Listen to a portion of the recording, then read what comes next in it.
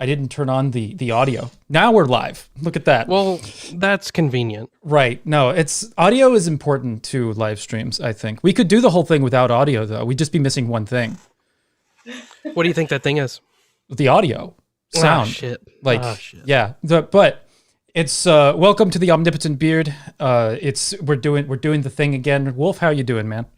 Oh! Are you just gonna howl on? Okay, all right. We have with us a very special guest, Scarlet Ravenswood, another YouTuber as well. You've been pagan YouTuber, witchcraft YouTuber for quite some time, right? Yeah, probably like 3 years at this point, I think.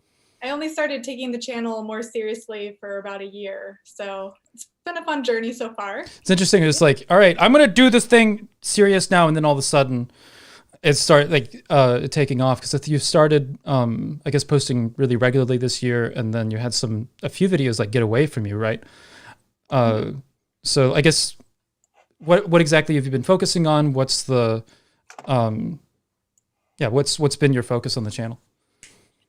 Yeah, it's pretty diverse. There's a lot of different stuff on there.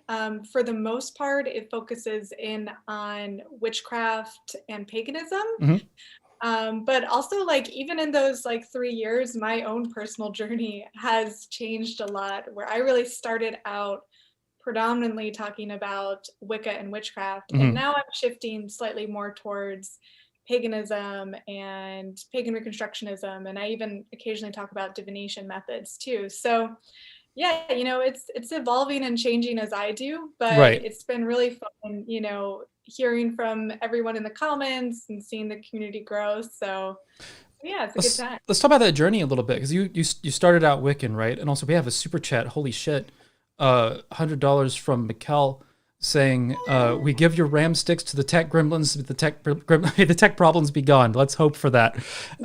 Always sacrifice rams in the chat. But yeah, you started out Wiccan, right? And then that evolved over time. And you started out your YouTube channel as a Wiccan as well? Yeah, pretty much. So I started out with Wicca when I was a teenager. So This is like over a decade ago. When I was like 13 or 14, I found my first book on Wicca, and then like I officially started considering myself a Wiccan at around 16. So I did that for like, a long time, and then lately I've been transitioning to more just kind of calling myself a pagan instead of a Wiccan witch. Did being Wiccan as a teenager go over well with the parents? Did they know? Was that like, what did they know and what did they not know? Did they understand? They knew a little bit. Like, okay. I'm lucky in a way because my parents were not super religious. Like, we hardly ever went to church. So they knew I was buying books on Wicca. They did not know I was like sneaking out in the middle of the night to like go do rituals in the woods outside. Okay. So they didn't know everything, or that I was doing like spells with my friends after school. But yeah, it was actually much worse for my friends or my peer group in high school when they all found out. That was like so much of a more bigger ordeal, a lot of frustration. So that was tough because I kind of became a bit of an outcast. Did you like come out of the, like, I guess the broom closet on your own there, or did somebody out you, or like what happened? I didn't say anything specifically. The only thing I did was I wore a pentacle necklace. That'll do it. Right? And once people saw that, they made all these assumptions and things like that. Obviously a lot of people don't know what that symbol represents, and they think it's all about devil worship. So I went from being a more popular person in the school to being super unpopular. Really? Yeah, like my boyfriend broke up with me. Like, holy shit. What in the world? Yeah, it was not very good. But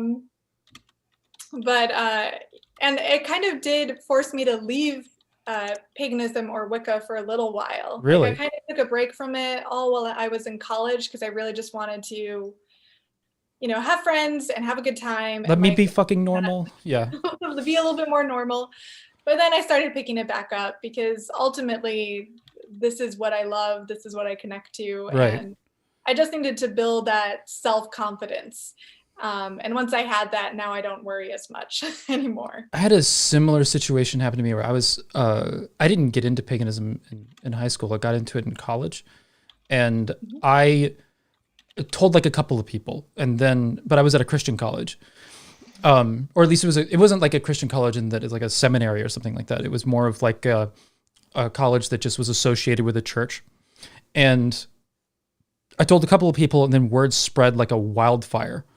And it was suddenly everybody knows, and I'm having people try and convert me like at lunch and all that kind of stuff. Like I can't have a meal by myself. Somebody sits down across from me and is like, let's talk about God. And I'm like, I want to eat chicken. So like, when you started finding Wicca again, did that happen in college, or or was it after college or anything? That mostly started happening again in college. I did art history, and I mostly focused on like ancient civilizations and classics and Greco-Roman and Egyptian stuff. So that's kind of when I started really diving back into paganism, but looking at it from a more historical constructionist approach, or a more historical approach. And I started to get fascinated by it all again. And from there, it just kind of became an important part of my life. It's not like I've been doing this full time forever. Like I definitely had, normal jobs in between all of that.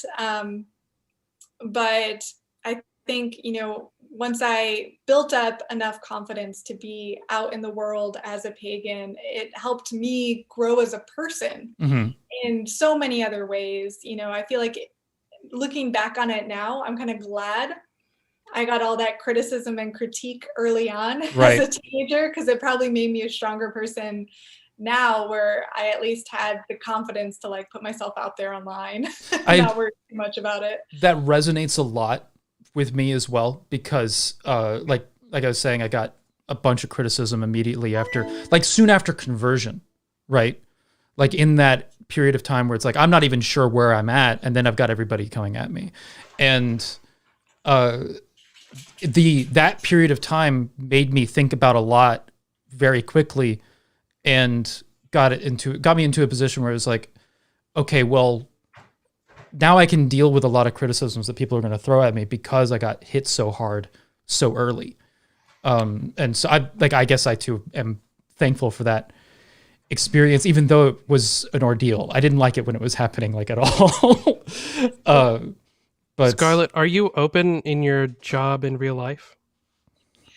Well, since I kind of do this full time, I don't just do this. I do like a few other things, but I work from home for myself. So, I don't have to worry about that. Okay. So you don't have like an office job or anything that you have to like go in and deal with that. I have had office jobs in the past though, and I just didn't bring it up. If someone asked me a direct question about my faith, I would answer it honestly. Right. Really? How did that go? Most of the time, fine. Like, if I never had any like real hatred projected at me in real life. That's good. It's more just like dismissive, I guess you could say, or just like, I don't know, kind of like it becomes really awkward when I say it. But I've been lucky. I think luckier than most, probably, when it comes to I know Ocean and I have both dealt with like being the prize fish to catch with Christians trying to like, reconvert you or whatever once they find out that you're pagan. Have you ever had to deal with that ever before? Not so much in person. Like online, definitely people are always like sending me messages and, emails trying to convert me.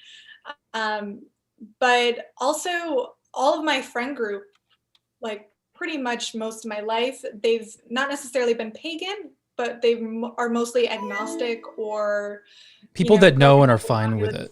Yeah. Non-judgmental. So non-judgmental. They probably look at me as like a bit of a hippie maybe, but like nothing worse than that. Right. So yeah, I've been lucky in that regard. Yeah, that's good. Yeah, I don't think that like the friend circle needs to be pagan necessarily. I think that pagans are often we're so excited to find another pagan sometimes, like in real life, where that our friend circles kind of have to be people that don't see things exactly the same way. Most if we're gonna have friends, So yeah, I've had that, especially with like if I have like a work friend circle or something like that. It's mostly going to be people that are like agnostic or atheists or like casual Christians, more liberal Christians that are chilled. You know what I mean? And because you find that in the South, most people are Christian. Is where I'm at. Wolf as well, and you find some people that are Christian and then you find some people that are Christian and very, very chill. And it tends to be, I don't know. It varies, I guess, like because you're not in the South, right? You're. Oh, I'm in Texas. Oh no, that's right. You moved to Texas, right? I moved to Texas. That's a whole new experience now. That's gonna be fun. So we'll see. I haven't met many people since I moved during the pandemic, so right. We'll see once I get out there more and start making friends if it becomes more awkward or more of an issue. But yeah, I've had good luck so far. I'm not too worried about it yet. That's good. So I guess let's jump into let's read some super chats and then we'll jump into the topic real quick. So we've had a few super chats come in. We've got Maria Fury for 16.99 New Zealand. That's thank you much for the super chat there. We had Elistron became a member. Welcome to the Turtle Army. And Boot to Head. I must be lucky walking around with a pentacle and Mjolnir openly. No one has said anything. That's pretty impressive, actually. Usually, as I remember when I first got into it, I was wearing the pentacle as well, like Scarlett said. And that's what inspired most of the interactions I had, where people were calling me like a Satanist sometimes. Luna Odin's daughter, Wolf's beard is blessing the heck out of us every day. All hail the beard. And Fishy Lawn Gnome for the $100. Jesus Christ, Fishy. The super chat button will never judge your beliefs. Hail the mighty super chat button. All right, that's right. Fishy, as every time, I'm always like blown away by your super chats just rolling up in here. So I guess we brought you over here to talk about witchcraft, consumerism, materialism, and social media, and how all that has kind of like how those other things have been affecting witchcraft, right? So first, I guess I'm still kind of personally at kind of a what is witchcraft stage of my understanding. So can you give a little bit of background of that, and then we can kind of dive into how it's been affected by these other things? Yeah. So probably you're familiar with like roughly what witchcraft is. Right. We've all kind of seen, the movies, but obviously it's not that exciting in real life.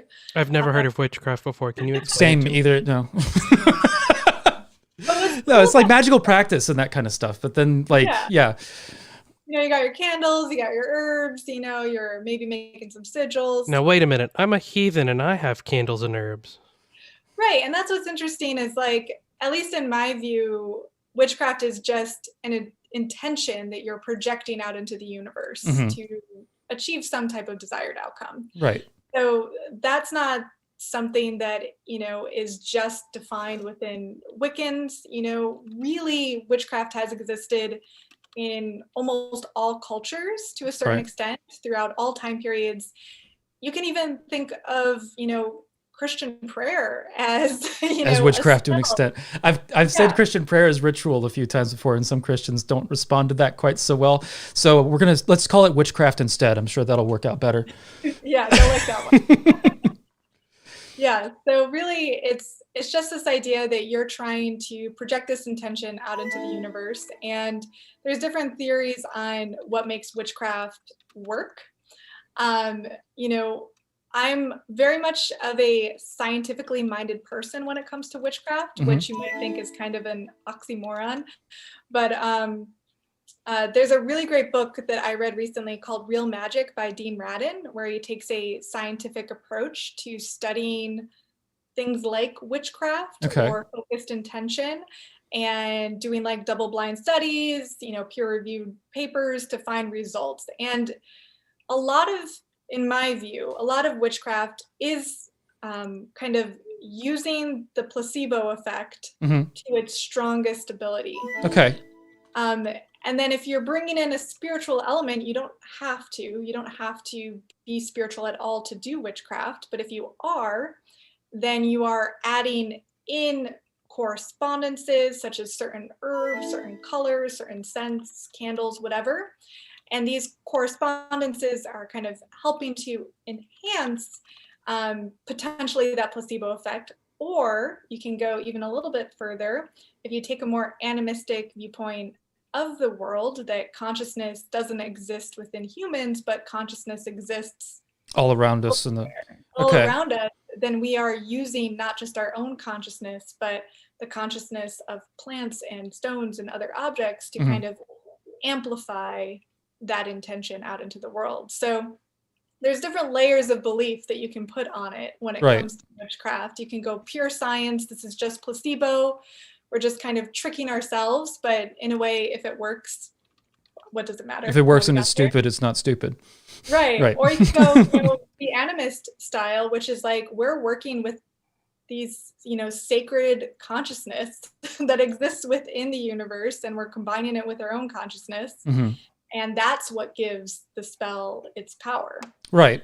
The same with like prayer, where you're appealing to the gods, or like even, I guess, like when you're talking about prayer and ritual being associated with witchcraft and certain, I guess depending on how you define it, most spiritualities would fall under kind of like a basic form of witchcraft, so to speak. It's just reaching out to the gods in prayer or in sacrifice and offering is a witchcraft of sorts, I guess.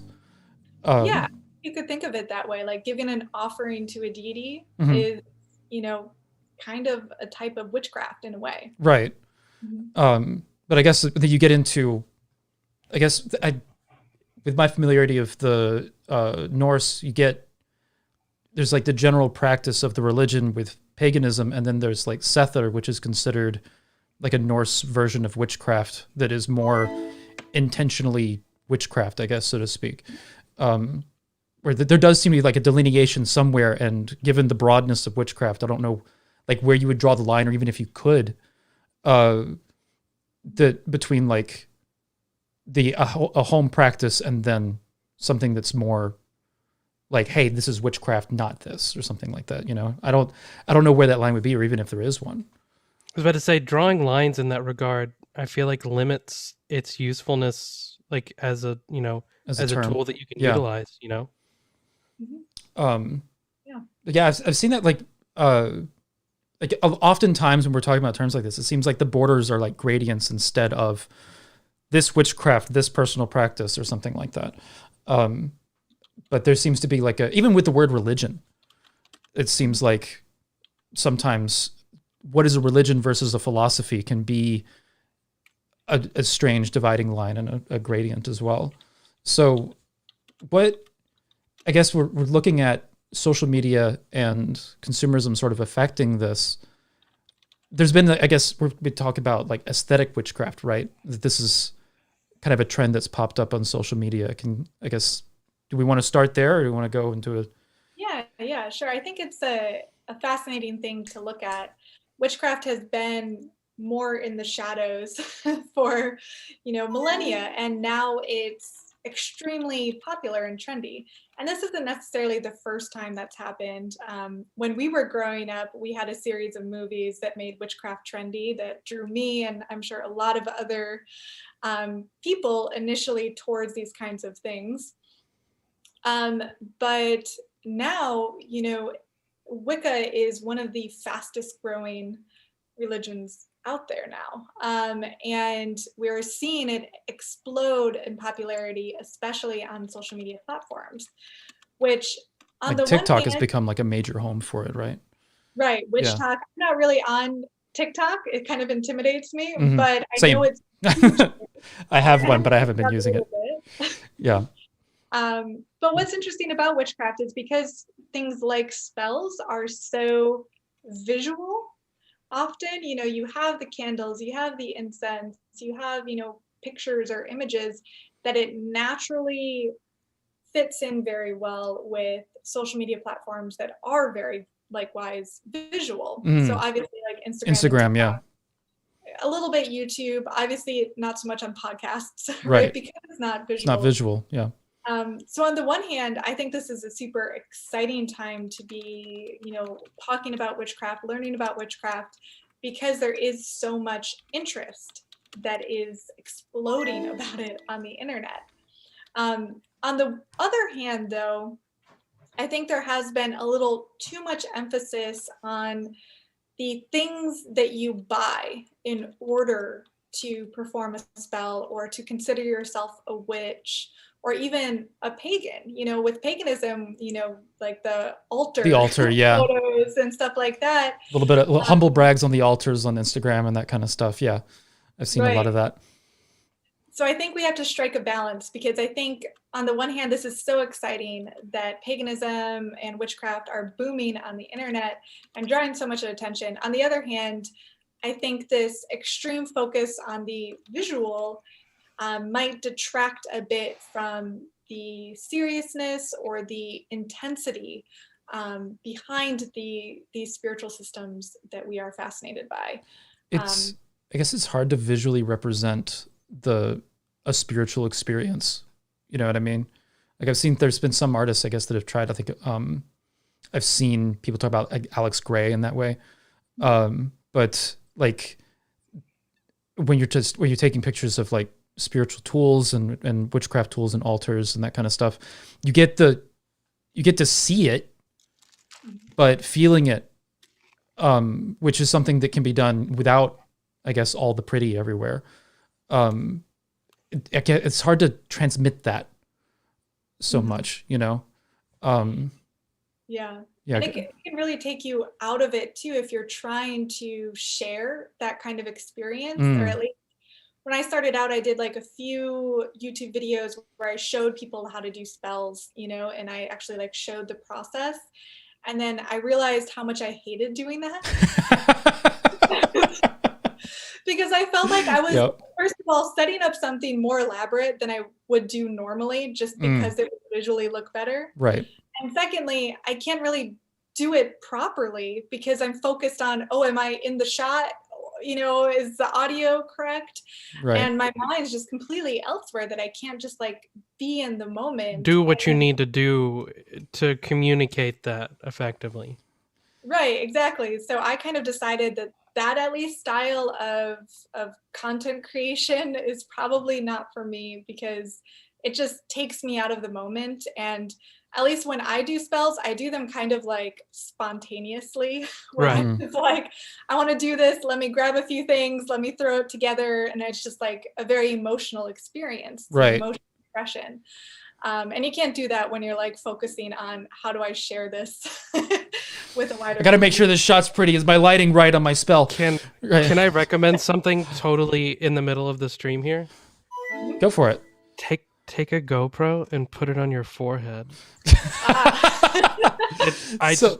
We laugh, but as much as I hate witch talk, and we can just glance right over that statement. A lot of really good witch talkers who show their rituals and their spells and whatnot, they have their phone in like a head mount thing, and that's how they get their really good shots. Some of them have been showing how they do that, and I was like, oh, well, that's actually really smart. That is a good idea. Like Wolf, you've also had some experience with, I guess, something similar to that, where when we're holding rituals in the Discord server, right? You're setting up a shot and then also holding ritual for, pretty much leading ritual for everybody else, and worrying about the shot and worrying about your presentation. It takes me about an hour to get my altar set up for ritual night, where I have to get all the idols set up. I have to set my camera up. I have to get all the idols set up, but I'm not looking at how I look at it. I'm looking at how everybody else is going to see it. And so I'm doing a lot of really cool visual tricks with the idols and maneuvering them in certain ways and whatnot. So there is a lot that goes into setting that up, but then I get to step away from it and do the ritual and just make sure that I deliver, a meaningful experience. During ritual, you want to focus on ritual. So you're doing all the prep work leading up to it. I do all the prep work beforehand so that I don't have to do anything except make the offering in the middle. And that's why when I do the videos, I record them and put them out on YouTube. So if you ever want to check that out, go take a look at my channel. but there's the video looks like nothing's happening if you do it without sound. Like if you just turn the sound off, that's why usually they're my background, because nothing moves for about 8 to 10 minutes. Then you see your hand Until I pop make in, you see and my you hand give a libation come in out offering, of and nowhere, and that's the joke on the channel is that this giant hand comes in out of nowhere behind me. So yeah, you're trying to set up everything and make everything look nice, and then the process gets frustrating because you're doing a production, you're not doing a ritual, essentially. Correct. And it's because it's not about me, it's about everybody else. I want everybody else to have the experience that they should be having as if they were there. Right. If we were, because you and I have that awesome advantage of we used to do a lot, of in-person stuff. do in-person stuff, and we would have 50, 100 people standing around in a circle and have the great fire and have people walking forward and actually physically giving offerings and lifting the horn up and yelling, our thoughts and our feelings to the gods. And it's just a really, really personal experience. And that's hard to translate through a screen. It's really difficult. And so that's why I put so much work into it, because I want people to be able to have a personal experience with something that I'm doing on my end. Like, can I show one of the absolutely one of the fires that we did at one point? This is a while ago at Halloween. I think it was like, oh my gosh, 2019. Are you gonna show? I'm gonna show the pumpkin thing. This is the best one we've ever done. That might have been the most intense ritual we've ever done. I wish we could have recorded that. I'm putting this on screen.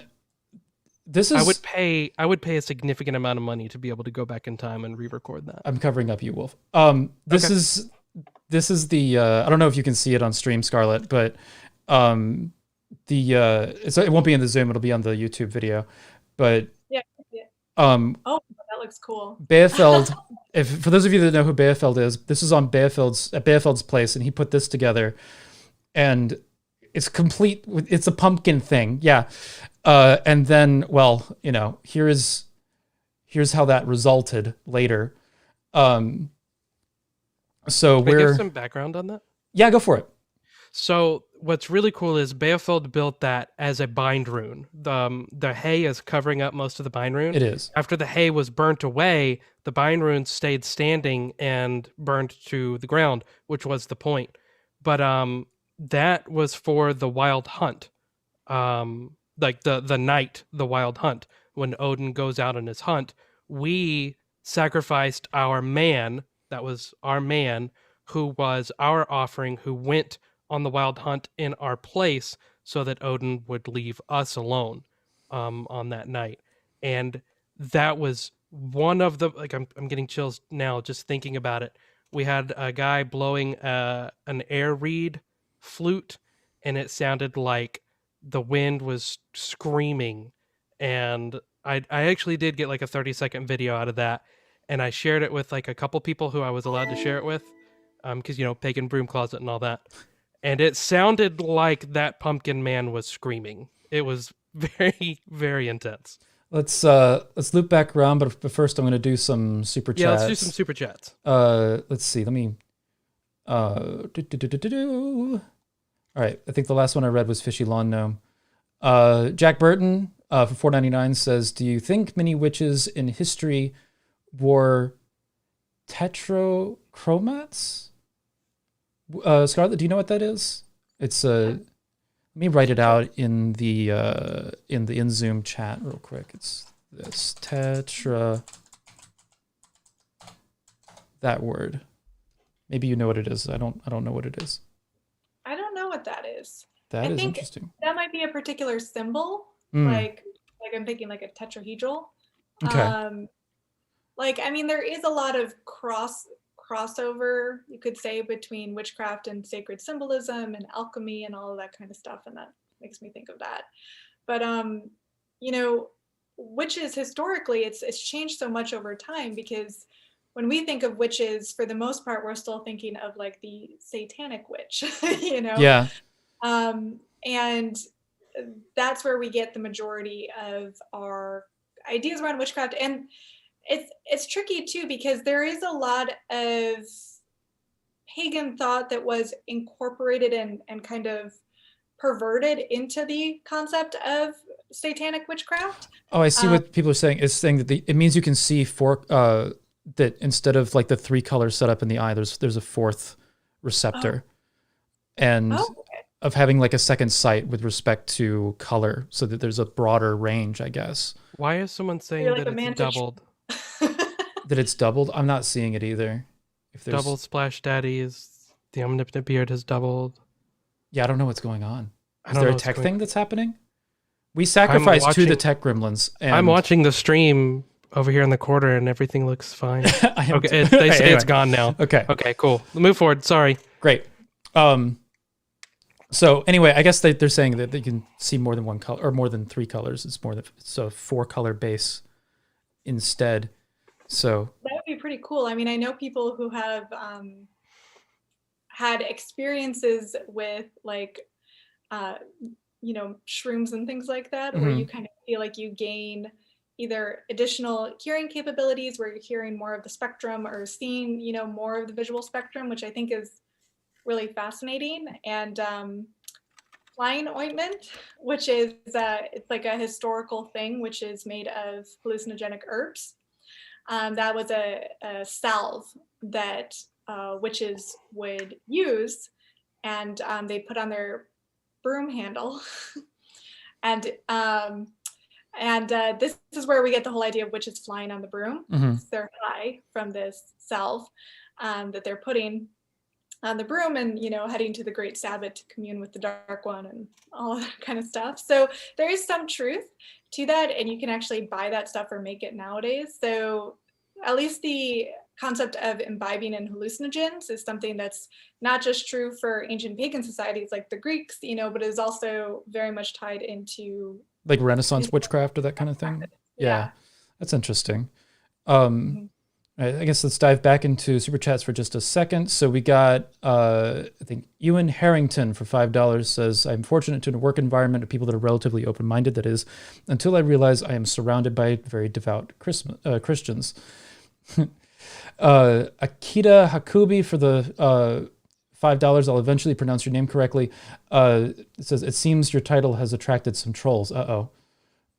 We had a few Christians come in and try to throw their Bible around, and they're not here anymore. Cool. Maria Fury says, nice to just chill and block a few trolls. Akita Hukubi says again, for $5, their invocations seem to not be having any effect. Akita Hukubi again for $5. The beard is more omnipotent. Beards are more omnipotent than Yahweh. The same amount, really. It just means that they can do everything that is possible within their nature. Which both of our beards do. Yes, there are omnipotent beards everywhere. I did see a comment earlier asking why Scarlet didn't bring a beard on to the show. This is true. Scarlet, where's your beard? Well, maybe it's just my hair. Oh, okay. the powers in the hair. I'll accept that. Yep. So Coyote the Wanderer says, honestly, I'm glad I stumbled across Ocean, and since then, since via him, my actually good Pagan Tube watch list has increased rather dramatically, hopefully by one more channel today. And Mikkel says, hail to the great pumpkin, hail to the omnipotent beard. And Surus has become a member. Surus is in the chat.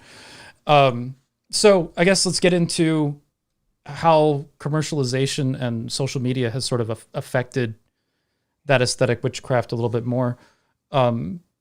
Something I've noticed, I guess, is that a lot of the personalities associated with this I've joked, stores with the word gem in it somewhere. So do you know what I'm thinking, I guess, right? Like, do you have like some thoughts on that, I guess, or is that? Yeah, well, I mean, a lot of witches on the internet have their own like crystal shop. That's a very popular thing to do. And, those types of social media platforms garner lots of views and attention and things like that because they are, again, so visually pretty. Right. Crystals is an interesting one, and something that I've shifted my mindset on a lot lately, partly for environmental and humane reasons. When I learned that like crystals are mined in basically the same manner that diamonds are mined. It's not, it's not a very good situation. Great. Okay, I didn't think about that, but that makes sense. That you know, we have like a bunch of geodes everywhere. They're getting them from somewhere, and if they're cheap, that means they're being gotten in mass somewhere. Yeah. Yeah, they're all mined, so it's a lot of unethical mining going on. So if you are into crystals, I highly recommend buying them from, you know, Canada or America. Obviously, we don't have access to all the crystals types here. You know, not all of that is natural to our area. But, you know, I kind of like the philosophy that a lot of witches or Wiccans go by, where you're trying to kind of bring in the 4 classical elements into your life and balance them. So a lot of people do that through crystals as a representation of the earth element. Though, of course, you can do that with plants, you know, just grow a couple plants. Have a garden, yeah. Or, you know, just some natural stones where you live. And that's been an interesting shift too. I'm seeing a lot lately where witchcraft is starting to become more localized again, which I am really excited about. Wicca in general tends to be based on England. That's where it was created. So it's based on a climate and a seasonal cycle that is British. Right. So I'm really excited now that I've moved here to Texas. Well, my witchcraft is going to now look a lot different than it did when I lived in Chicago and I worked with like the spirits of Lake Michigan and the plants and the flora and the fauna of that locale. Now I have to learn what's around you, what's around me here, and instead incorporate those natural environments into my practice. And how I even celebrate the pagan holidays might be a little bit different. I guess with the seasons not being as distinct, and like little things like that. And what's around you and what stones are around you and that kind of thing. Like if it's a relationship with the land around you, which I guess that makes a heck of a lot more sense rather than like some broad standard going across. Because witchcraft it's in every society, but it's not the same in every society, you know? Right. So real quick before we move away from that, someone said that they were really happy that you brought up ethical sourcing for materials. And someone else pointed out, and something that I agree with, that we need to be staying away from white sage and finding alternatives to use, like different plants to burn, whether it be other different styles of sages, but to leave white sage alone. That we should not be messing with that. That I think we brought that up in the Recon versus Eclecticism video that I did when I'm mentioning white sage, because I agree that's like almost an epidemic problem in paganism, where people will there's a multitude of reasons. And I'll be the first to admit I didn't know either. I've never used it personally. It's just not part of my practice. But when someone brought it to me and was like, "Hey, we shouldn't be doing this," I didn't understand. It didn't make sense to me on surface level because I didn't know the oppression part of it. And then once it was explained to me, I was like, "Oh, this absolutely makes sense. We need to be staying away from this." Oppression factor as well as the environmental factor. The environmental, like just how they're taking complete advantage and just destroying the earth, and it's stupid. It's like if it's like an earth-centric practice and all that kind of stuff, you want to be consistent with that, which ethical sourcing is a huge deal. So I guess like whatever you're looking into, look into a little bit deeper than you might with most other things, I guess. Scarlett, you look like... Yeah. I mean, like I used to use sage before I like thought about it more deeply, and I stopped since. But yeah, you know, there's a lot of alternatives there. And the idea of, you know, using burning herbs for their smoke for a ritual practice, that's something that isn't just Native American. It was done in Scotland. It's called seining, and it's done in other cultures as well. They would just use different herbs, you know. Right. So you could use herbs that are local to your area, right? Or even better, ones you grow yourself, you know, because if you're putting your own intention and time into them, that's even better. Or of course, the most ethical sourcing is right there in your backyard. Yeah. Right. Regular incense is great to use. And for the most part, witches use it for like cleansing a space, but you can also use it again as like a way to bring in the air element, for example, into ritual or spell work. Incense is a really popular way to do that. I've used incense often as offering as well. That's actually common with a lot of people that I know is that it's a fairly straightforward offering, as well as like, it's straightforward, and it's like, I guess, simple to and easy to remember and that kind of stuff for those of us that are like, maybe, wait, no, I should do ritual. Wait, how much time do I have to prep and that kind of stuff? It's just, or I don't know. There's a lot of like angles on ritual, especially when you're maybe like our ADHD or something like that, where it's like, oh wait, maybe I should put something together. Yeah. So I guess let's see if we can refocus, I guess, onto the consumerism angle. I guess where's your mind going to with that topic, if you want to kind of take the wheel for a little bit? Yeah, it's such a tough issue because I don't want to like hate on people for making their witchcraft beautiful right. or aesthetic. Yeah. And I often think that women especially get extra hate in this regard because, traditionally women are really into making things beautiful. Which they should be. Right. And like, and I think that's a good thing to bring into the world. If someone wants to spend the extra time to make an amazing like altar setup and they're bringing beauty into the world, then by all means, please do so. I think that's great, and it should be respected to put that time and effort. It shouldn't necessarily be ridiculed. So that's on one end. And I think there's a balance that needs to be struck where it's okay to spend that time, to spend that effort into creating beauty, but we want to make sure that at least when we're helping young witches out there or young pagans out there find their path, that we're letting them know that it's not all about the stuff. It's not all about what you have or what you don't have. You can do a whole lot with just the natural world around you. And in many cases, even if it's not as aesthetically beautiful, it's going to be more spiritually powerful. Do you think there's a contributing factor with that, with like people seeing like creators putting out like really beautiful altars and that kind of stuff, and then them thinking themselves like, I'm not pagan enough if it's not like matching that kind of thing? Yeah, definitely. I even feel that way too sometimes. We're like, I want to share my altar for Beltane coming up. And it's like, oh, well, I don't really have that many like cool things on it. I just have some flowers and some candles. So maybe I won't. And I actually don't share stuff sometimes because I feel like it doesn't make the cut.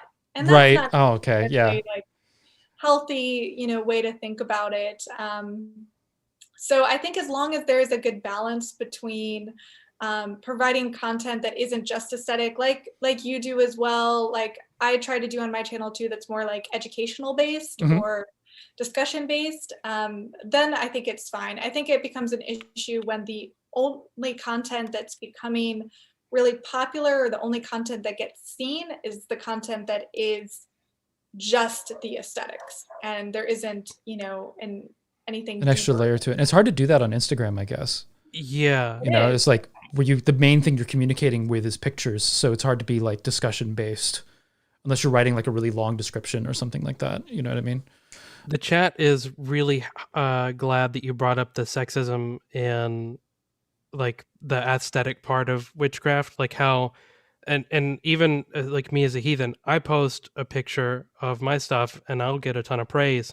But then I do see women posting their altars or, their setups, and they get shit on because what's the difference? They're a woman, and it's ridiculous. Your practices can be aesthetic, like as you were saying, your practices can be aesthetic. It's just, is there more substance behind that is the real question. Yeah. And I think often the aesthetics of something like witchcraft is what initially draws a lot of people to it. And I think that's okay to a certain extent. I mean, the visuals are very cool. I mean, like, if we're honest. The same with heathenry. Like, people watch the TV show Vikings and they're like, damn, that looks cool. Yeah. And then they get into it. It's okay to be drawn to something because of the visual aesthetic. Like, I think that's okay. As long as, people understand that there is so much more to it. And this is such a a deeper, meaningful practice, then I think it's okay if people initially get drawn to. Why are you pagan? Well, because it's awesome. Like, yeah. So I guess we talk a little bit about, I guess, the more the consumerism angle. Because when you brought up consumerism, like, where was your mind headed with that as far as how it affects things? Because there is a commercialization around witchcraft that I guess is accentuated by the aesthetic part, right? Yeah, I think you especially see that in a lot of books that have come out recently. It's been tough to find witchcraft books that are beyond the basics. And oftentimes what'll happen nowadays is it seems like someone will gain enough popularity on the internet, on whatever, TikTok, YouTube, Instagram. When they reach a certain threshold, then they get contacted by a publisher to write a book, and then the publisher says make it a generic book so that it'll appeal to your mass audience. Right. And that's the book that gets produced. And the books by people who have been studying for decades often are being published by smaller publishing houses. They're not getting as much attention, and often we don't even find them. So I do worry about that as well, that are the creators who have been, researching this stuff for multiple decades. I want to make sure they're given the same opportunities, even if they don't have as much of a visually aesthetic platform. So I think that's important too. And that's not just, here in the pagan community or in the witch community, that's in the wider world right now, where it seems like internet clout is currency. And there's so much tie-in with capitalism. And I think that it gets really tricky when you're talking about something like religion or something like spirituality. Because on the one hand, there's not as much money as making an advanced book. Right. Right, Yeah. exactly. So they don't get made. Yeah, exactly. It's tough for people who are looking for that kind of stuff, especially in witchcraft. It's really tough to find books that dig into the history, actually, which is something I'm really fascinated about in terms of witchcraft, in learning historical spells and seeing if I can recreate them, just as with pagan Reconstructionism. There's some neat stuff that's been written down that hasn't been tried for, a couple centuries. Let's pull it out. Let's give it a try. I've found two really awesome sources on that recently. I haven't read this book yet, but I found Ronald Hutton's book, The Witch, History of the Witch.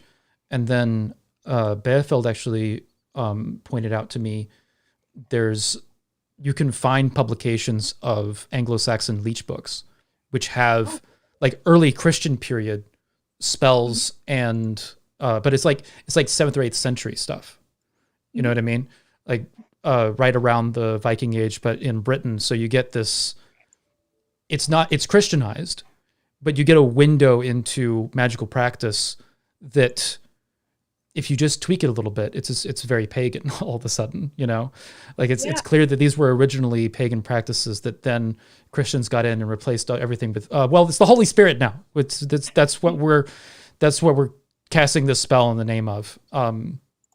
So you wind up having to figure out, it's like, wait, was this to air? Was this to tew? Was it like, what was this to?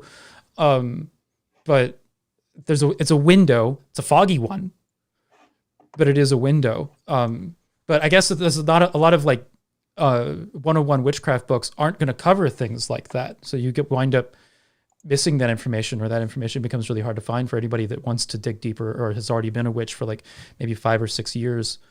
And like, wait, where do I go now? Do you have any suggestions for people that like is what that next step can be, like where they can look, or what?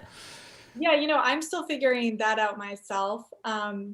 So I don't have any like specific book suggestions that are popping in my mind at this moment. I have been getting more into traditional witchcraft because it does delve a bit deeper into that. I like Gemma Gary, and Treading the Mill is another good book. So traditional witchcraft is a bit different than Wicca. Right.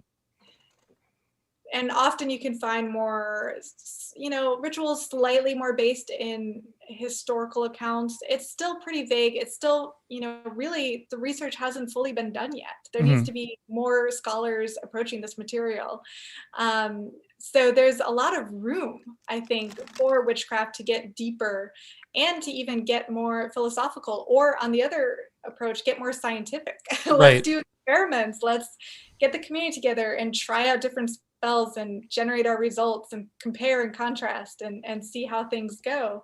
So there's a lot that can be done that I find really exciting. But often, because those things aren't going to be as visual necessarily, it's often the more basic stuff, the more aesthetic stuff that does get the most traction and interest and attention. Right. I've also seen that I'd be remiss if I didn't mention this, that it does seem that like 101 books with witchcraft, as it is with heathenry as well, that it can be like a minefield almost of whether or not what you're reading is even credible in the first place. Like there's a lot of people within witchcraft and again in heathenry as well that will say science and science-based thinking, all that kind of stuff, when that's not what they're doing at all. They're doing something else. And then other times you'll get into certain authors that when you get into naming specific authors within witchcraft, I'm not going to be able to name specifics, but I can within heathenry. But you get into some people that are like, but this is no basis in history. You're just making shit up. You know what I mean? And it's a 101 book and it's published. And because again, that capitalist sort of mindset, rather than a rigor of checking our work mindset, those books get sold next to the ones that might be more, have more rigor to their research.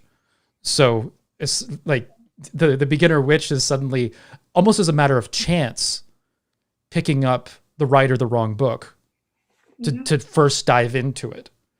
Right. Yeah.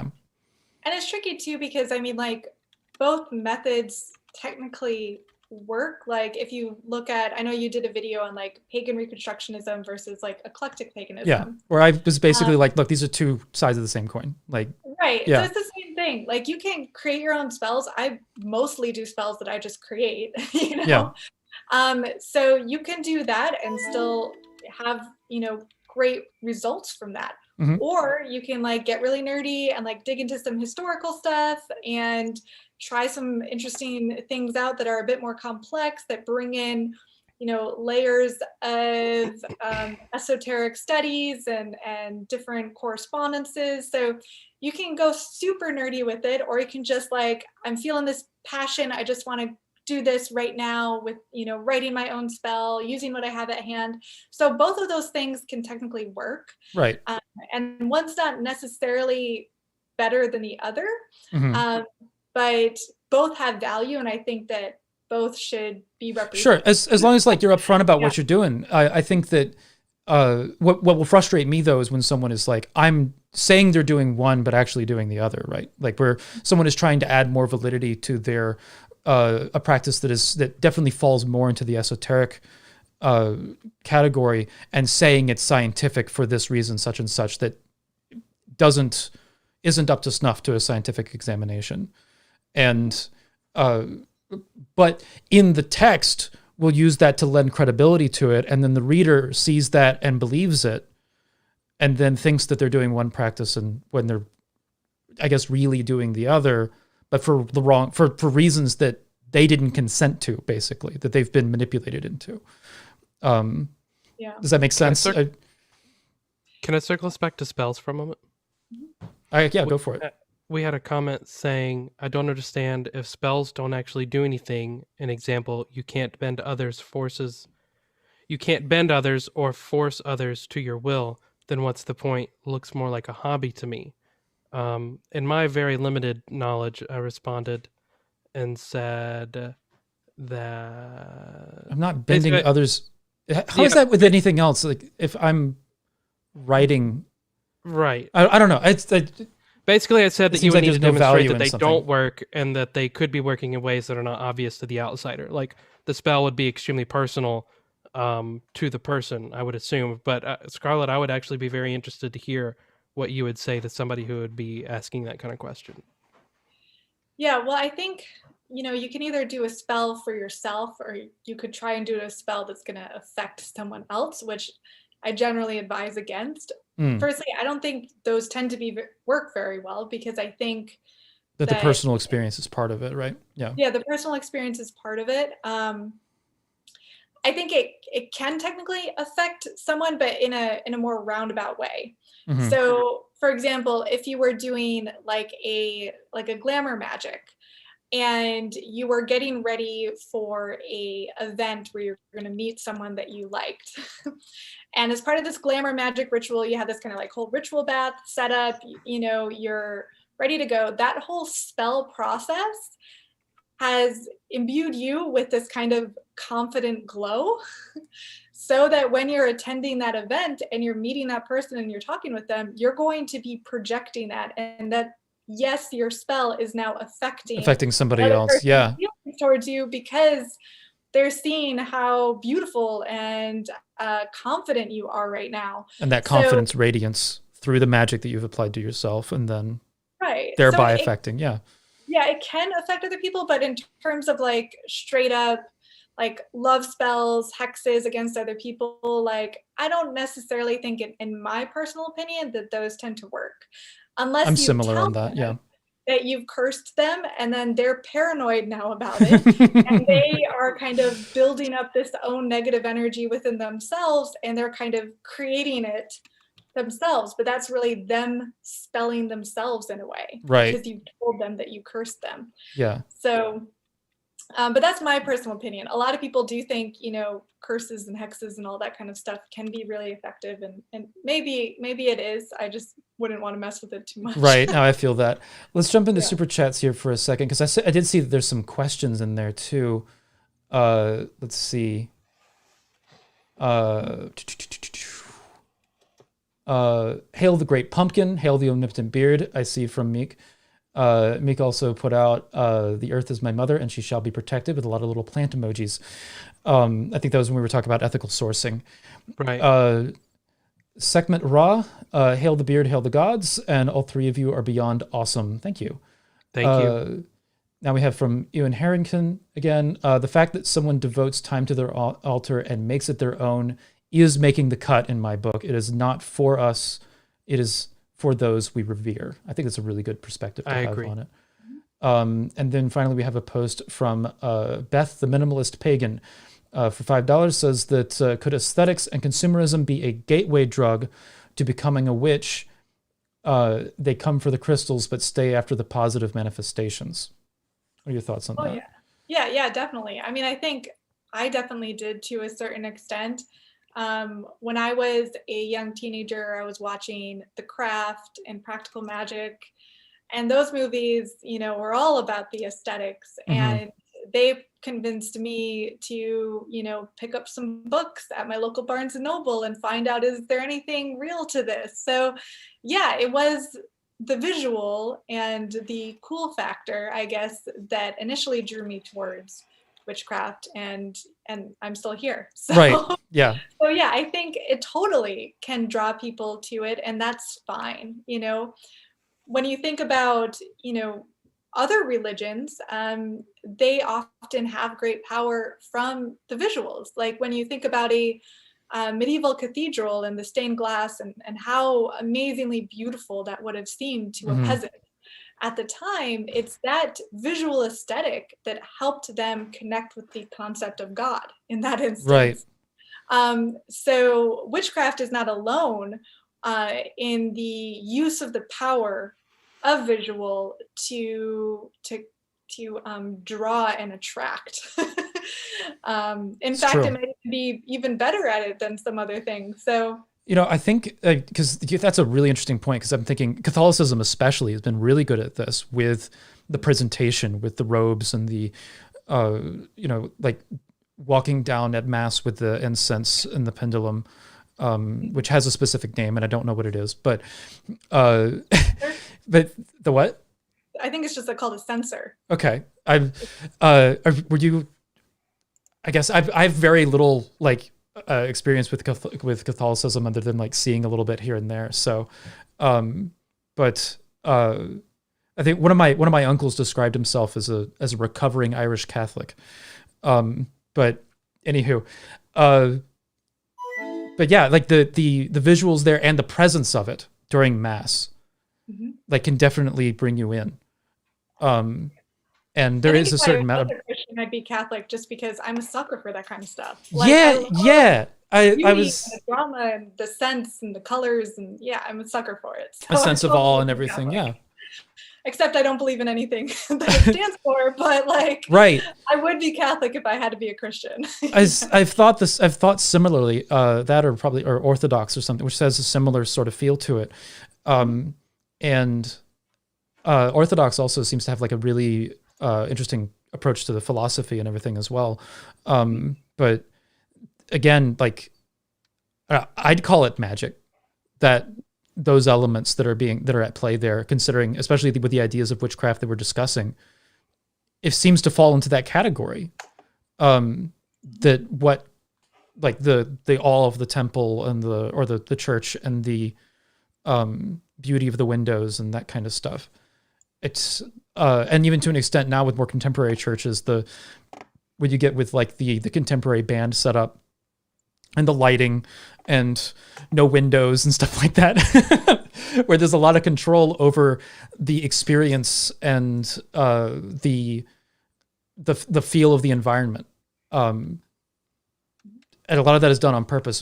There's actually a friend of ours that has discussed a little bit of that with us because they work in that environment. It's like, yeah, it's all intentional. There's definitely that approach within churches to elicit emotions while you're there and having the contemporary band set up.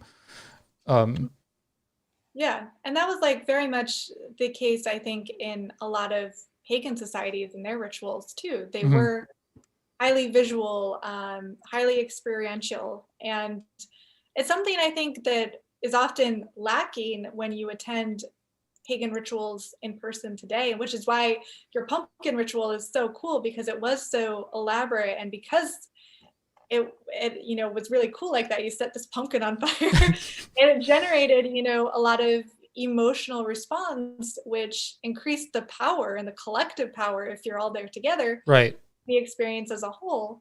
And I feel like when I was starting to put myself out there more, learning about witchcraft and going to Wiccan rituals and stuff like that, I often found it as a series of disappointments, if I'm honest, and then I've always been searching for a more intense experience than what I've found so far. And I used to even go to OTO rituals because they what's OTO?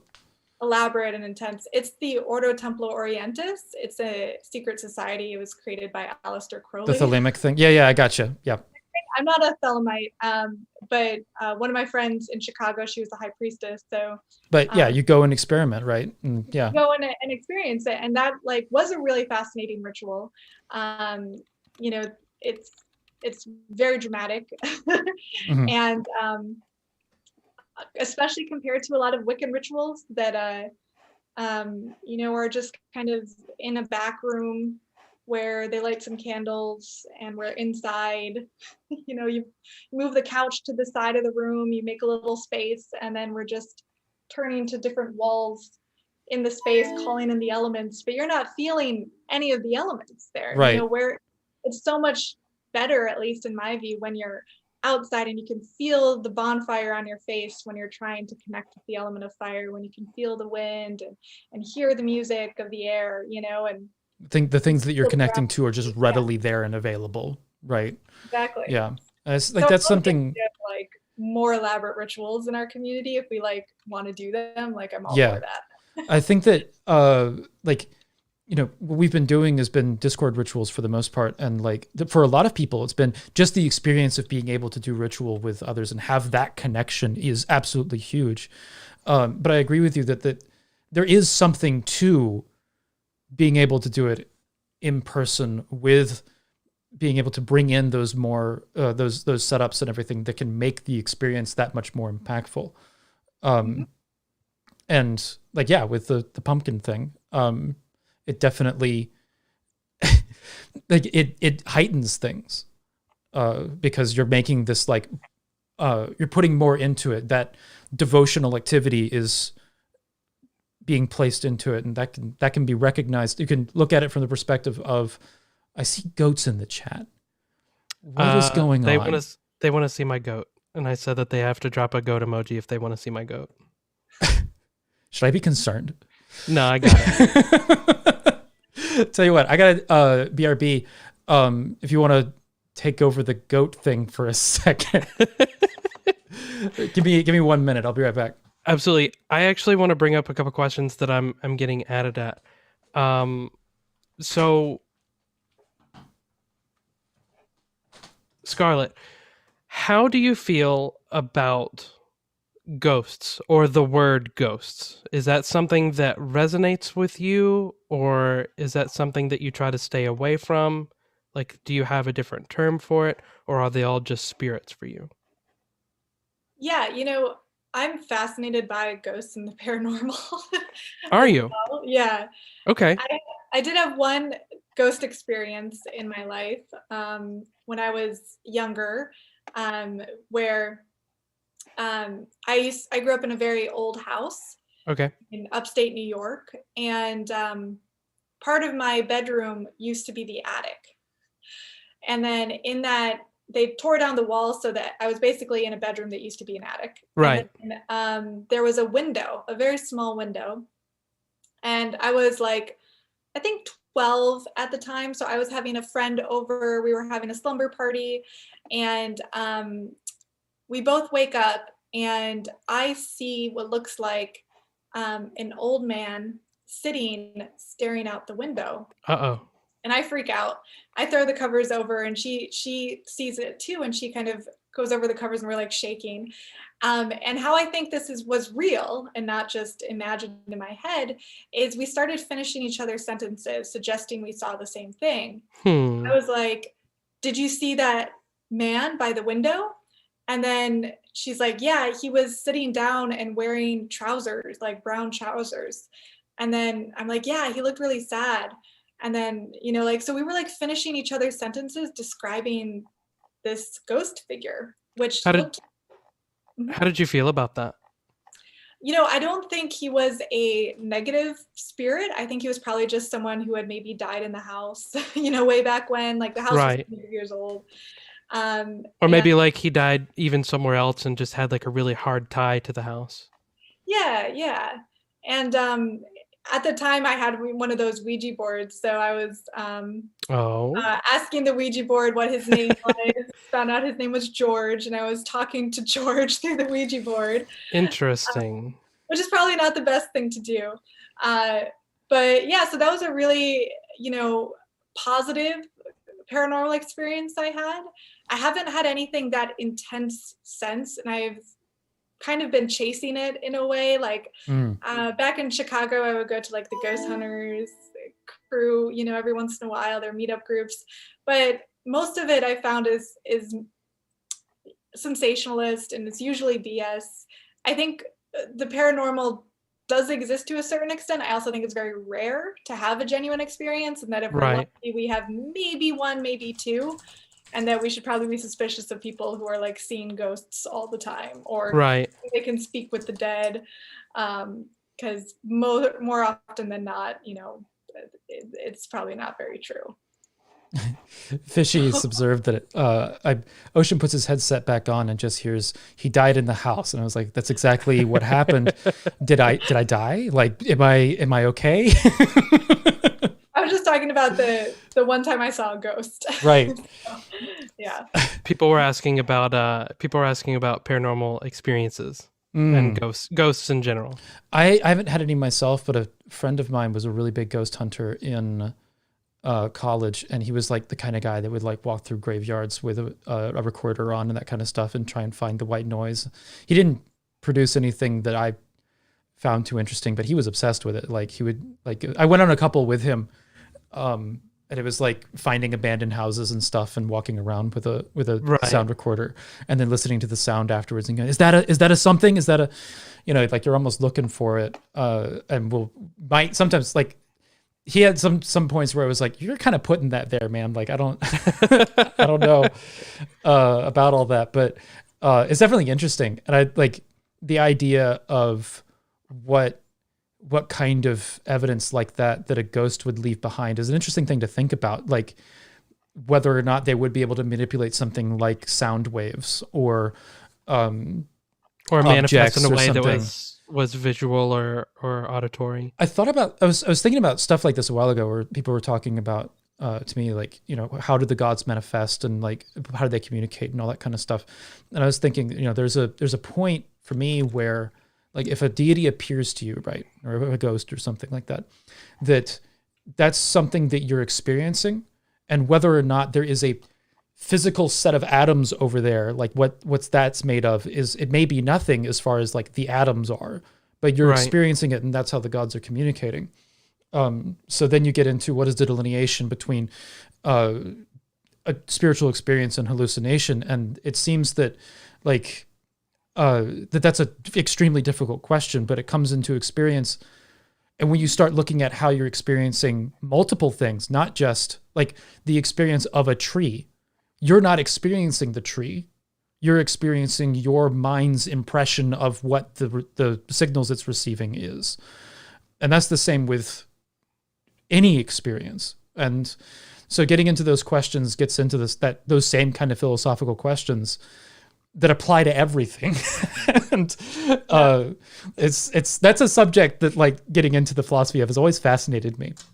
Especially when you get into people that like get really heady with it and start talking about noumena and phenomena and all these like really specific terms within that area of philosophy that freak me out. Yeah, it makes me think of, have you ever seen the movie The Babadook?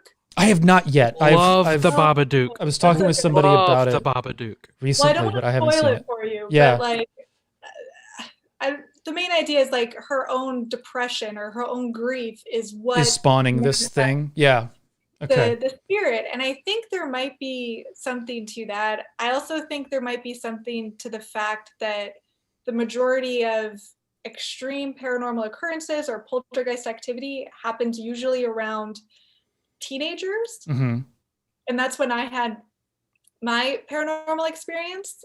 And there might be something there when you're like going through like puberty and your hormones are like all kind of crazy or something, that like your mind starts bumping into things. Yeah. Your mind starts like, if you're changing so much that like your mind is also changing, and then maybe you're more likely to see something that adults don't see, or like maybe that visual spectrum like we were talking about earlier, where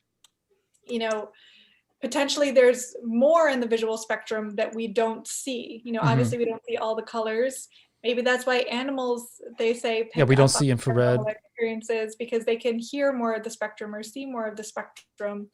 And then maybe when we go through these extreme moments in our lives, whether that's emotional stress or whatever, that can either create a paranormal phenomenon or allow you to see something. We're seeing goats over here. Yeah. But no, there was part of me that was getting into that and thinking, well, because I got really into polytheist philosophy and Stephen Dillon's definition of the gods and stuff. And one of the things that he talked about was that one of the attributes of deity is a disembodied mind. And that would be something that's non-physical. So, and if then you get into the conversation about our minds, and whether or not it has a relationship with the brain. And if the gods are communicating to us, it would be an interaction between those minds. So there may not even be anything physical happening at all. But it's an interaction between those two parts of the self and the deity reaching out and interacting on that level. It's just something, it's one perspective of many within paganism, I imagine. But that was something that resonated with me when I started thinking about it from like that philosophical angle. And I've always been fascinated by people who say that they've had these really intense experiences with certain gods. They're like, oh, you know, Thor came into my living room or something like that. Right. And like, I want to know more of what they're experiencing. I'm not necessarily saying their experience, you know, was not valid, but what was that like? Because I personally have never had an intense experience like that. Sometimes I feel like the gods are present, or I feel more connected to the gods, but I've never had an experience where like I've visually seen, I haven't either. or even heard a deity. So yeah, I think that's interesting. And then, yeah, what is that connection between spirit, paranormal, deity, and actually seeing them? Or could that be one of the ways that deity could try and interact with us? Because maybe if that's easier for them to appear by, you know, using our own, if spirits are coming from our own minds, then using that power that we have within us to project that image. It's very interesting. And you know, I don't know where I fall in that belief side, or, you know, like, what are people really seeing? How are the gods best communicating with us? What can we do to help facilitate that, to make it easier? And that's a big question, right? Of like, what can we do to facilitate that? Is like the question that a lot of pagans are chasing after. I agree with you about audiovisual. I don't have audiovisual spiritual experiences. What I get usually is like something where I just know, so to speak, where like there's an experience and it's not like there's words or anything like that. And a lot of pagans resonate with this, where it's like, I was told that where the intention came across as this sentence I can try and spell out, but that's not the sentence I heard. I didn't hear a sentence.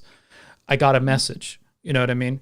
Or it was dreams, the popping of an intuition or something. Yeah, dreams.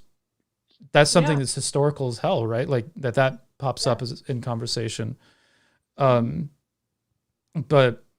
yeah, I like audiovisual. No, I don't know what that experience is like. Although I could see that it conceivably would work on the basis of minds interacting, like I was talking about. But usually, the reason why I go that direction with the minds interacting is because I don't see or hear anything. I usually just have a moment come or something like that. Or become overwhelmed in a presence of some kind, and that's it. You know, as far as you know, and it's usually like you know, during ritual, or it can be random. Sometimes I've had that happen as well, and Dylan in his book Case for Polytheism dives into a lot of that. It talks about how it can be random, how it can be during ritual, and that it's usually an overwhelming presence of some kind. But he's also writing, it was interesting, this like he's doing this philosophical study of polytheism, but in it he also talks about how he's never had any of these experiences. He's just heard from others, but he trusts them, you know, and engages with them and believes in polytheism on like a philosophical level, you know, but gives credence to the experience as part of his argument, which is neat. And again, it's one of those, like, there's a ton of different ways to talk about this in paganism. Like, but I found that fascinating. But we should probably like gallop back to the topic we came here for. I guess, how do we relate that to the consumerism angle? Chat, help me. Well, I think these are the two complete opposite sides of the spectrum, right? Like these experiences that we're talking about, this is what we're all searching for. This is why which isn't consumerist at all. Yeah. Which is the exact opposite and can't be visualized. So right. It's never going to be the first thing people find when they search for, or when they're trying to figure out what is paganism, what does it look like, how do I interact with the gods? They're never going to find this type of information easily accessible, because it's going to be bogged down probably by all the other stuff. So yeah, that's, at least I was trying to tie it back. No, I think it's a really good observation that the fact that what we're talking about is so hard to tie to consumerism is actually a huge point. That like, because it's not connected to that aesthetic, and that it's not connected to something you can buy, but it's what everybody's looking for. though. It's the reason why a lot of us are in this position. And yet it's just completely disconnected from that whole thing that attracts a lot of people to it in the first place. Is huge, honestly. So, because like you can't buy that. You can't. You can foster it maybe, but you're not going to be able to foster it with like, you know, maybe again you can talk about that presentation and some of those elements that you can, you know, purchase elements that can put around you. You may be able to buy a book to further your understanding of those kind of things, but you're not going to be able to just like, here's some money. Oh, I have a spiritual experience now. Like that exchange doesn't take place. Yeah. And I think at least for me, my, you know, most meaningful moments have been the ones where I felt the most alive, you know, and connected to the divine, and they weren't about stuff, you know, they weren't, you know, the objects were mostly meaningless at that point. And I think in a way I'm a bit of an adrenaline junkie. So part of what drew me towards witchcraft and paganism is I'm searching for these intensely physical experiences that are, you know, spiritual, something I believe in philosophically, you know, religiously, all of that kind of stuff. But also I want that intensity. So yeah, I think it is really interesting thinking about what is it that we can do to further our connection to the gods, and how are we able to do that in a way that's accessible to everyone, that doesn't involve buying a bunch of stuff. Right. What are those real things that help us connect? Is it a daily practice? Is it just like talking to the gods daily? Is it a elaborate ritual that, you know, takes months of planning? We get a group together and, you know, it's this really powerful moment that we're all experiencing together. Is that going to work better? Or is it, you know, just taking care of an altar and leaving offerings regularly? Like, what is it? And it might be different for everyone. Right. Because I'm thinking about like how I would respond to some of those, but it's paganism. Everybody's going to have a different answer to that question. I think like all the examples you put forward are all good answers. But can I play devil's advocate for just a moment? Yeah. I actually agree with everything that you said, because that's kind of how I do it as well.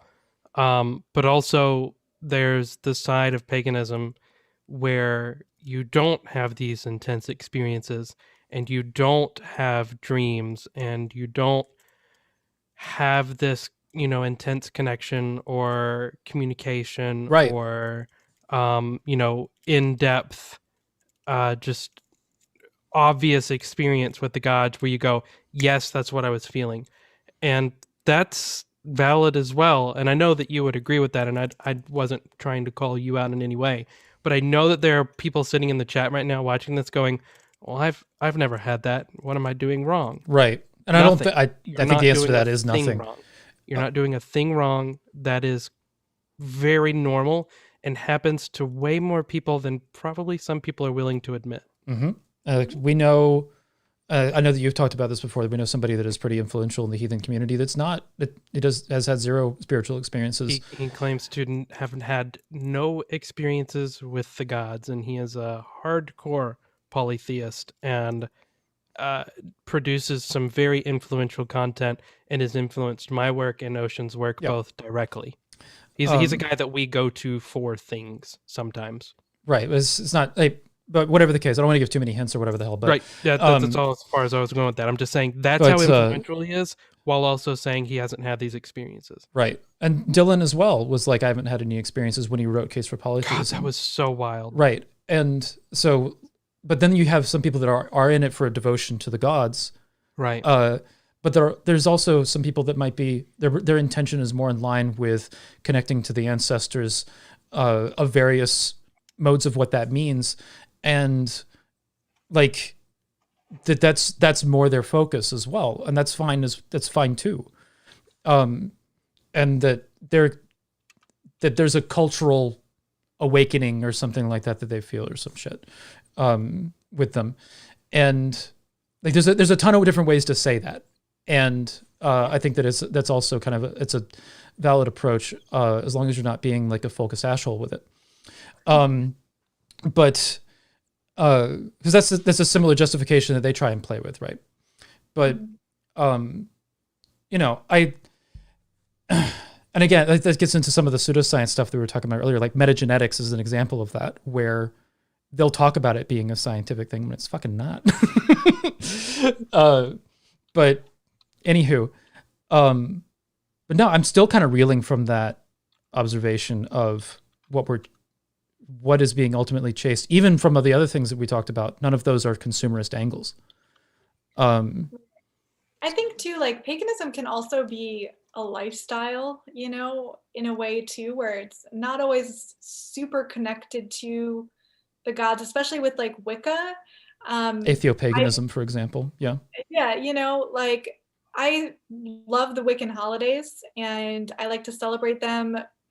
By doing like different feasts. I like to cook. I try and, I'm pagan in the way that like I like to eat seasonally and I enjoy cooking with, a lot of fresh produce. And that's super mundane and super kind of non-spiritual or non-religious, but it's me trying to connect with the cycles of nature, trying to connect with the earth more in my daily life.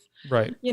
Or just like philosophically and how I try and view the world and develop my own inner strength or even my own physical strength. All of these things can be tied to paganism in some way. So to me, like paganism has made me healthier, not just spiritually, but like just as a person in general. Gosh, I fucking feel that so hard. And I think that's a great thing about paganism too. So you don't necessarily have to focus too much on the gods in general if that's not your vibe. There's a lot that you can gain from just learning about paganism and seeing what parts of it you want to bring into your current lifestyle. That's been a big response that I've seen in my comment section as well. Like, I actually did a poll for the channel saying like, which one of these most describes you? And I had like polytheist, monotheist, agnostic, seeking, an atheist, I think.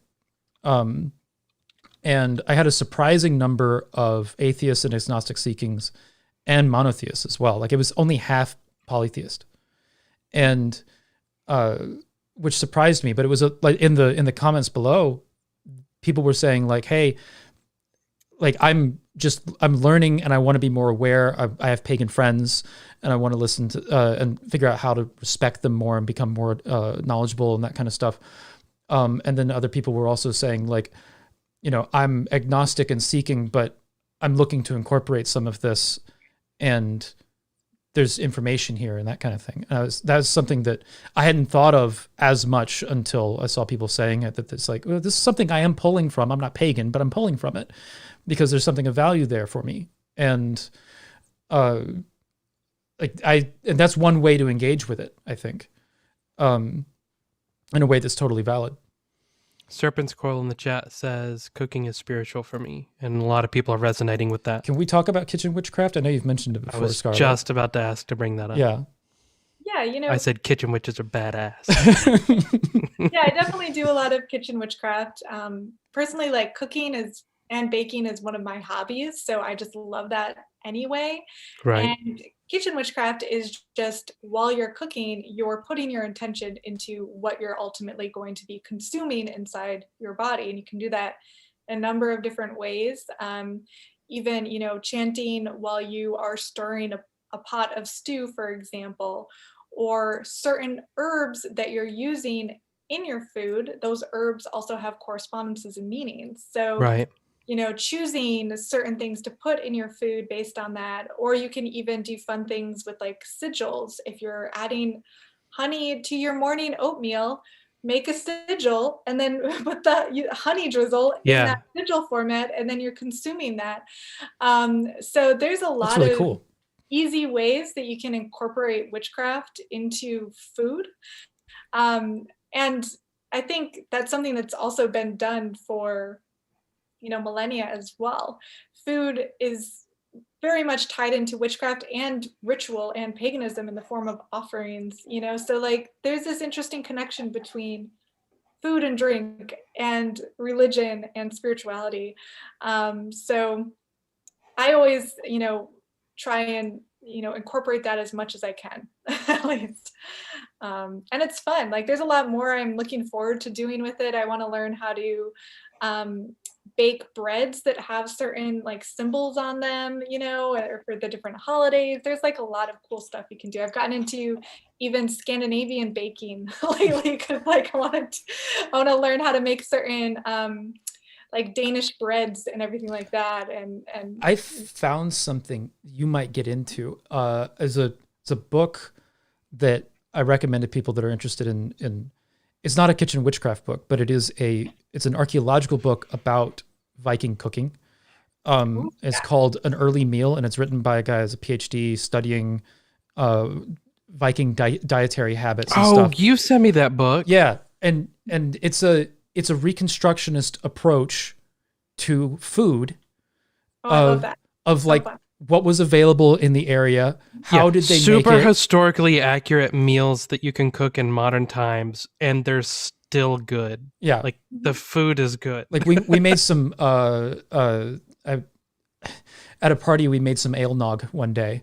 That was I think it was New Year's, and we were like looking through the book and just like, what's something we can make as kind of a party thing? And there's ale nog in there, which I can't remember all the ingredients to it right now. It's in the damn book, but we made it and it was delicious and festive as hell. So, and like the process of making a lot of the stuff in there, like you get very base ingredients, and it talks about cooking it in a kitchen and cooking it over an open fire or something like that as well. Like it gives you different ways of approaching it with different processes, depending on how hardcore you want to go with it, and what you have available as well. So it's really accessible in that way. You don't have to be as like, bushcraft committed to it. You can just, hey, I have a kitchen. How do I make stuff?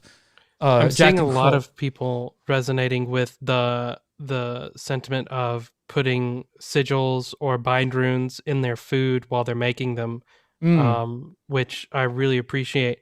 I do something similar. I don't really do a whole lot of cooking per se. Katie's the master cook in my house, but I did do this rune here in the fire. I usually try to put the logs in the shape of runes when I build them, so that my intentions for that is instilled in there. So I resonate with that pretty hard. That was a really good point you brought up. I appreciated that.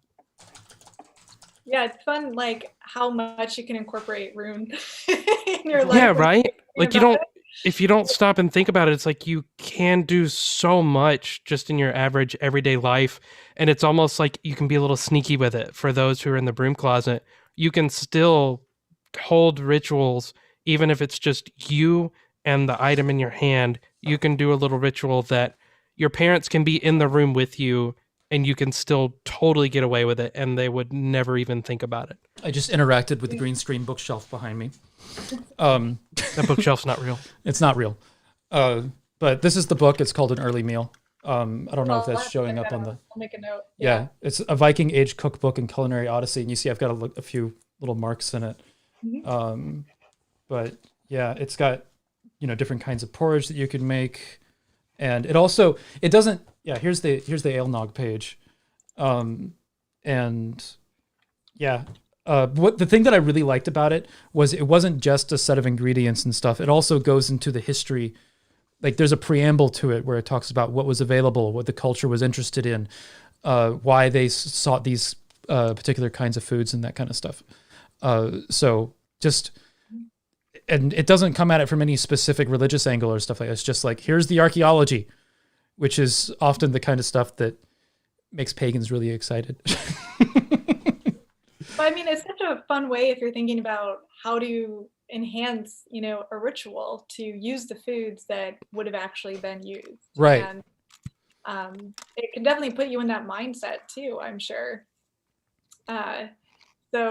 So yeah, I think there's a lot there that I'm really excited about, and I would love to make like a cookbook someday, like a pagan cookbook of some kind. That would be hella neat. No, it would be like I would buy it. To go there.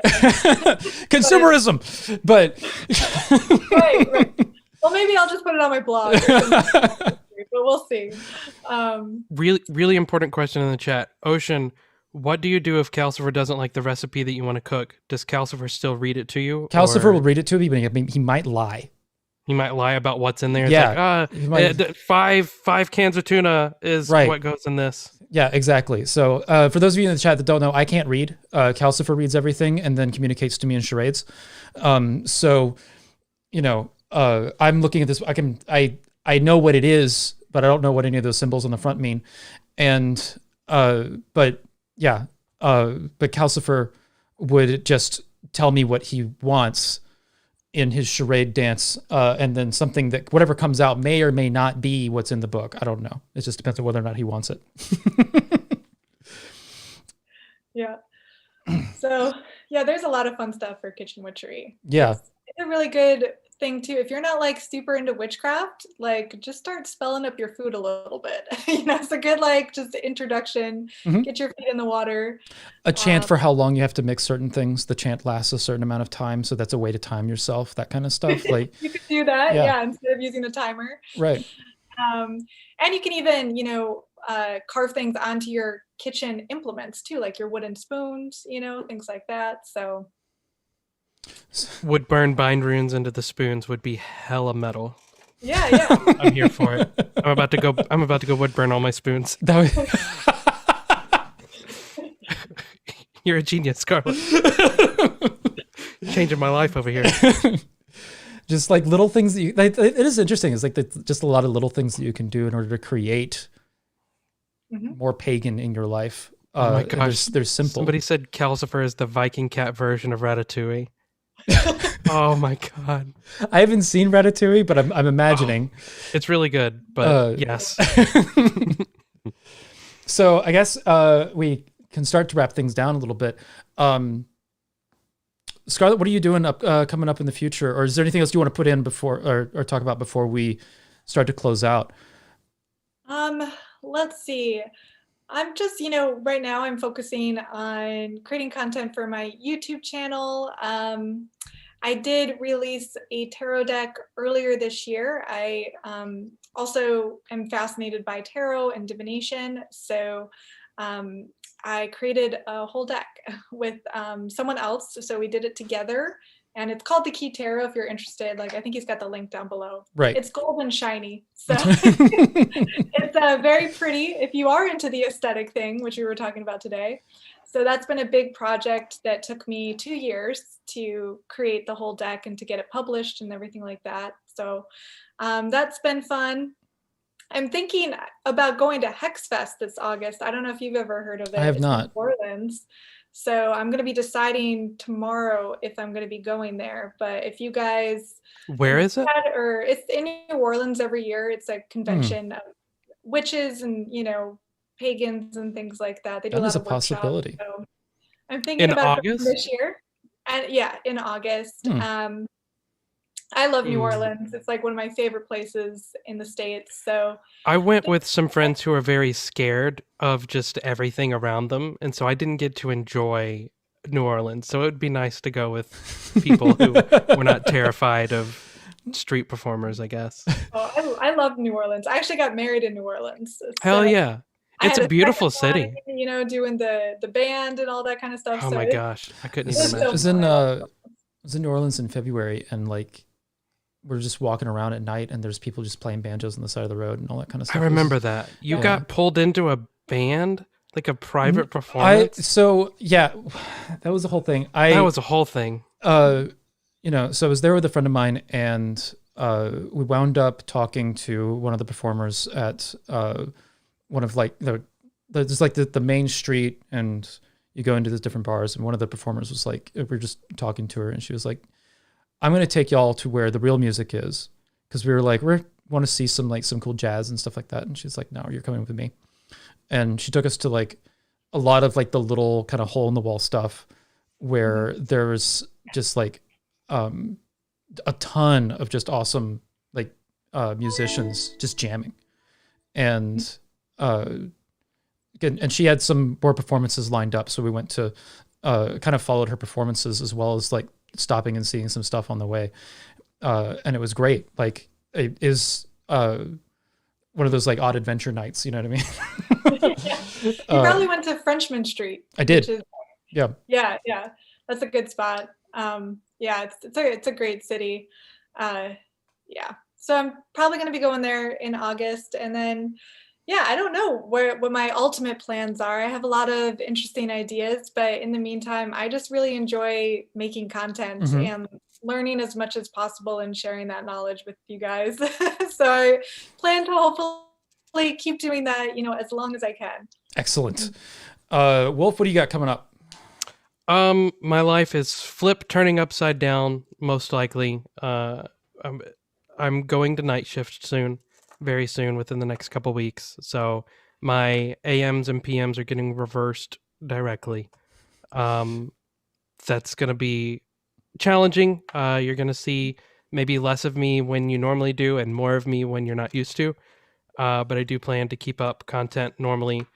Be sure to check out my YouTube channel if you're not already subscribed. There's a link in the bio, but it's youtube.com/c/wolfthered, I believe is how that works. And then you can find my links and all that stuff there. That's where I upload all of the rituals that I hold in Link is in the description, actually. And we have links to Wolf and Scarlet, but both in the description. Scarlet, we have your link tree down there. So yep. Well, we've been posting it in the chat as well. Dr. Dan has been on top of that. Sweet. But I've got a series on the Havamal that I'm doing where I'm going stanza by stanza, and if stanzas like relate to one another, they usually have like one or two back to back. I discuss those, and people get a real big kick out of that because there's the famous cowboy Havamal that I read like a real cowboy. Yep. So I am your Viking cowboy. So be sure to check those out to get a kick out of that. Join our Discord. Ocean and I run a Discord for the community. If you're not already in it, come hang out. And that is how you get to watch the rituals live. If you've never participated in a ritual, it is a great way to dip your feet in. It's extremely guided, so you really can't mess anything up, and we have a really good time. And then we discuss UPG afterwards. So if you have some personal stuff that you like to talk about or are interested in talking about or sharing, that's the best way for you to do that. And there's no charge or anything like that. It's just something we do for the community. Cool. Well, I am still figuring out what my next video is going to be. So as I always am on Sundays, it's like, wait, what's next? I don't know. But no, we do have some other plans for guests coming up on Omnipotent Beard as well. But those will all be revealed in time. That being said, Scarlet, was awesome having you on. Yeah, this is super fun. Yeah, this is a Sunday evening. Yeah, a fantastic stream. So with all that, let's go ahead and shut down. And guys, remember to find a way or make one. Go big or go home. And Scarlet, you want to throw anything out there? Oh, wait, 3, 2. It was great talking with you all. You guys were wonderful in the comments. So thanks for watching today. The end button is somewhere. I don't know where it is. No. It's every time. And I think that it changes on me. And I think I just found it.